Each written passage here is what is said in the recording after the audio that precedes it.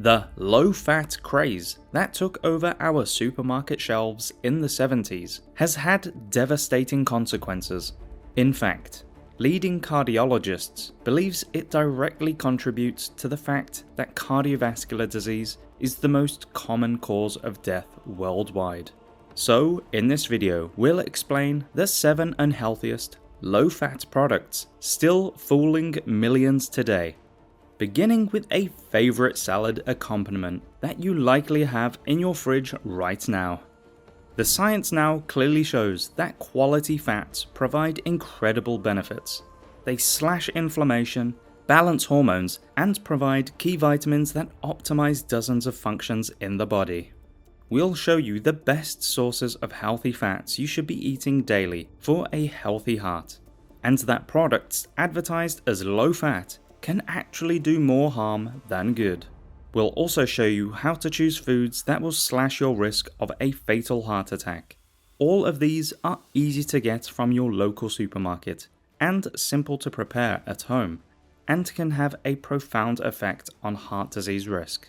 Remember to click the thumbs up and subscribe button to stay up to date with our latest videos.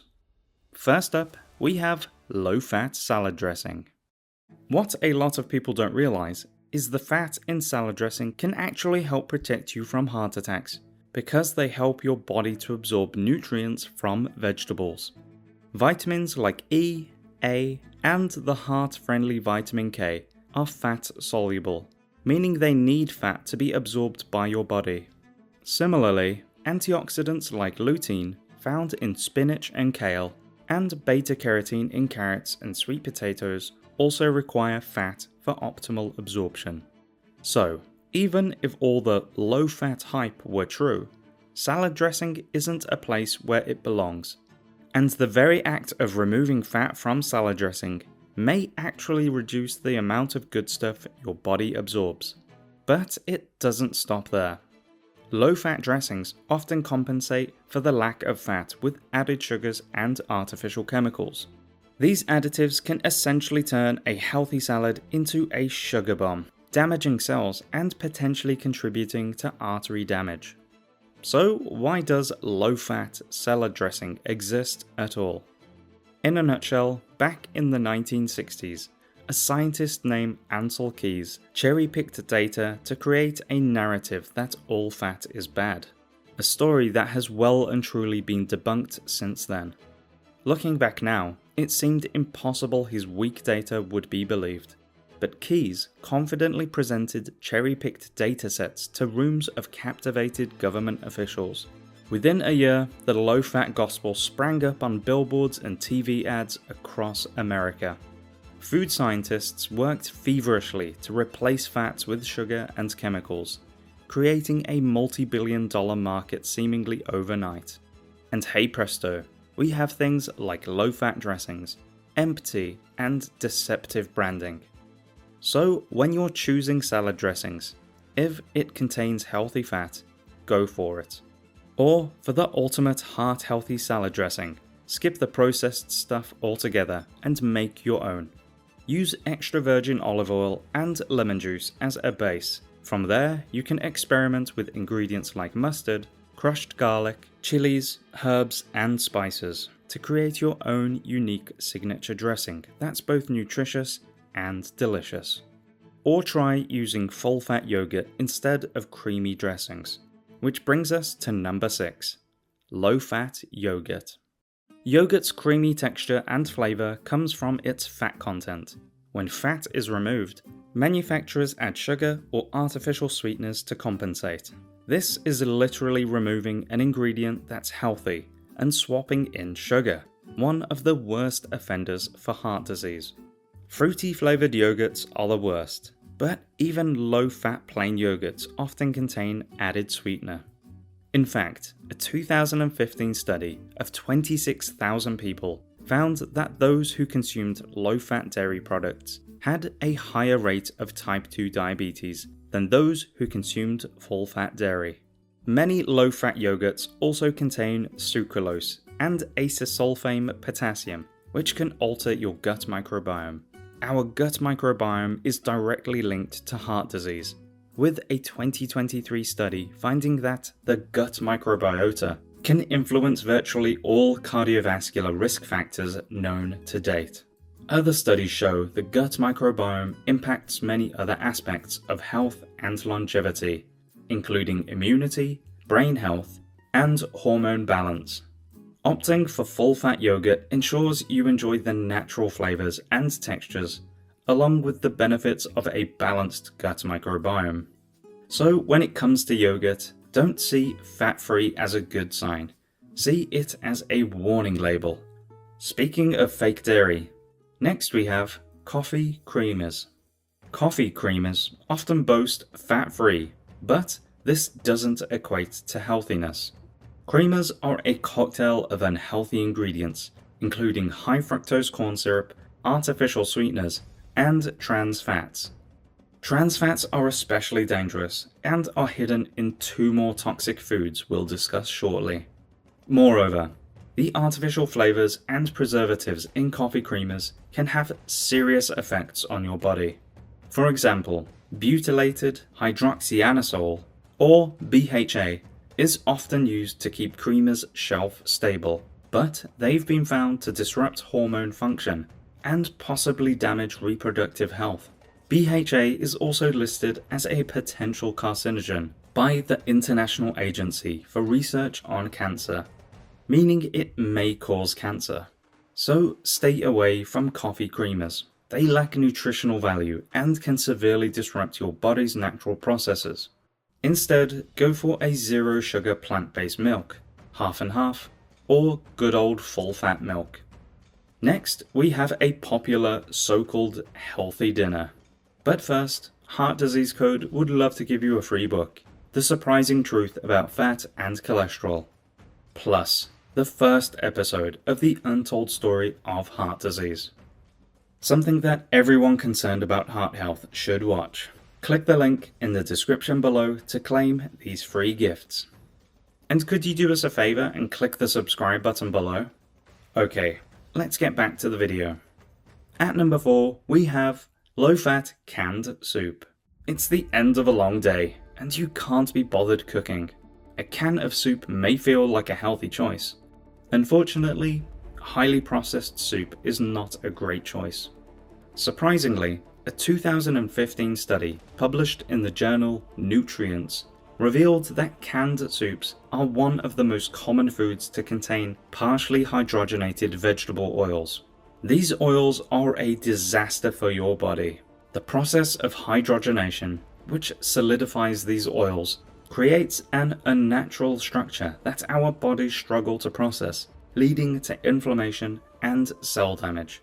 Now, you might be saying, hold on, if it's low fat, does it really contain vegetable oils? Yes, it can. We'll get to the nitty-gritty of that big industry lie shortly. But the fact is that canned soup is not a good option due to these oils, as well as chemical flavorings, preservatives, and extreme levels of salt. Low-fat soups often compensate for flavor loss by ramping up the salt content. While salt is essential for us, the amounts found in these soups far exceed healthy limits. The American Heart Association points out that 70% of the sodium in our diets comes from processed foods, not from table salt. This excessive sodium intake can severely impact our cardiovascular health, damaging the delicate endothelium lining of blood vessels and increasing the risk of blood clots, infections, and high blood pressure. For all these reasons, low-fat canned soup is generally a very bad idea. Our next food, just like coffee creamer and canned soup, shows just how badly the low-fat theory has been hijacked. An interesting comparison is the influential Ornish diet. Essentially, research by Dr. Dean Ornish showed that in unhealthy patients, switching to a very low-fat vegetarian diet reversed atherosclerosis heart disease. That's great news. However, this study somehow became a poster child for the low-fat movement. The most important point of this study was that participants started eating healthy, whole foods, But despite that, the spotlight was focused on the low-fat aspect. Unfortunately, this specific study was picked up and heavily used to promote reducing saturated fat, ignoring the most significant changes for those participants. But is eating a healthy whole food diet really the same as these low-fat chemical concoctions? Of course not. Low-fat creamers and highly processed fat-free foods cause confusion and real damage. And one of the worst products of all to come out of this idea is margarine. Margarine exemplifies the dangers of the low-fat craze. As we discussed, hydrogenation is a process that converts liquid vegetable oils into solid fats. This technological breakthrough came at the perfect time, when fear of saturated fat was exploding. Margarine was quickly marketed as a healthier alternative to butter, and rapidly became a staple in households worldwide.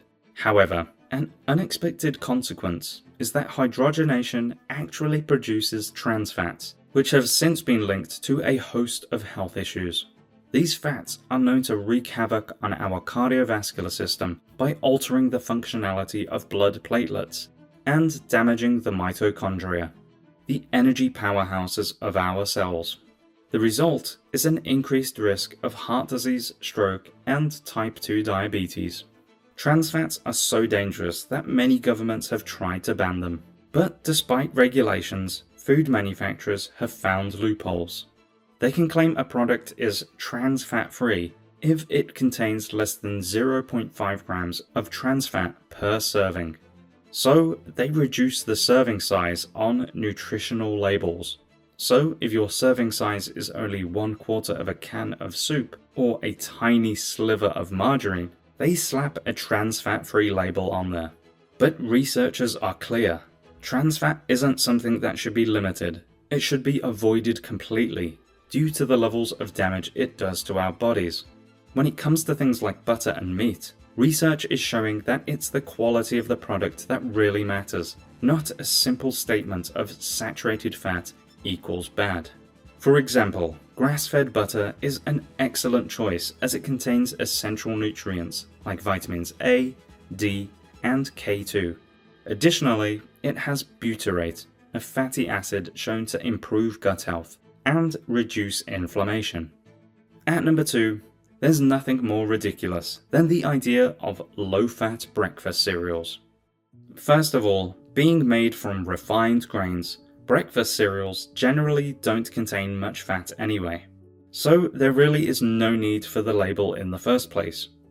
On the flip side, grains do make us fat. When we consume refined grains, our bodies rapidly convert these carbohydrates into glucose. The quick spike in blood sugar levels leads to an increased insulin response to help shuttle glucose into cells for energy. However, when too much glucose is present, some of it reacts with proteins and forms harmful compounds known as advanced glycation end products, or AGEs. These AGEs accumulate and cause inflammation and oxidative stress, damaging blood vessels and increasing the risk of heart disease. All that excess glucose is eventually stored as fat, particularly visceral fat. Visceral fat is the most concerning type of fat in our bodies. It's stored within your abdominal cavity and wraps around internal organs. Unlike subcutaneous fat, which is directly beneath your skin, visceral fat is metabolically active and releases inflammatory chemicals, interfering with hormone balance and causing chaos throughout the body. So, ignore any breakfast cereals that claim to be low fat. See it for what it is, a deceptive marketing ploy. The truth is, it's best to stay away from breakfast cereals altogether, and start the day with food that's going to truly support your heart and give you long-lasting energy. For more on that, watch our video on the worst and best breakfasts. We'll leave a link to that in the description box. And our number 1 worst low-fat food is low-fat cookies. Just like cereal, the idea of low-fat cookies is inherently flawed. Labeling cookies as low-fat is a misleading marketing ploy that ignores the real issue. Cookies are a dense source of refined flours and sugars, ingredients that contribute to fat storage and a host of other health issues. These low-fat varieties often compensate for reduced fat with added sugars, artificial sweeteners, vegetable oils, and a cocktail of preservatives, undermining any perceived health advantage.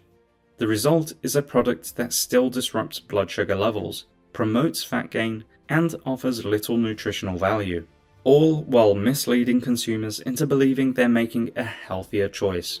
This principle can generally be applied to other highly processed food, such as low-fat ice creams, chips, crackers, and muffins. If it sounds too good to be true, it just might be. If you want healthier versions of these treats, skip the low-fat labels and make them at home with healthy ingredient swaps.